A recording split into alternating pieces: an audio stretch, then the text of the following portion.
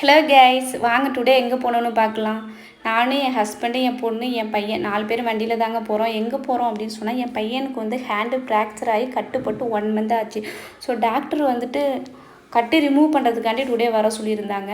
போகிற வழியிலே எங்களுக்கு மழை வந்துடுச்சுங்க. மழை வந்ததுனால ஒரு பஸ் ஸ்டாண்டில் தாங்க வெயிட் பண்ணிகிட்ருக்கோம். பாருங்கள், மழையை பாருங்கள், பயங்கரமான மழைங்க. என் பொண்ணு பயங்கரமாக நினச்சிட்டாங்க. ரெட்டைச்சடை போட்டு அழைச்சிட்டு போனேன். பாருங்கள், ரெட்டைச்சடையும் ரிமூவ் பண்ணி விட்டேன். ஹேர்லாம் கொஞ்சம் ட்ரை ஆகட்டும் அப்படின்னு சொல்லி ரிமூவ் பண்ணிவிட்டேன்.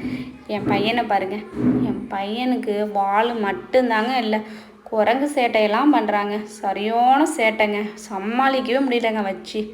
பாருங்கள், அவனை பாருங்கள் எவ்வளோ சேட்டை பண்ணுறான்னு.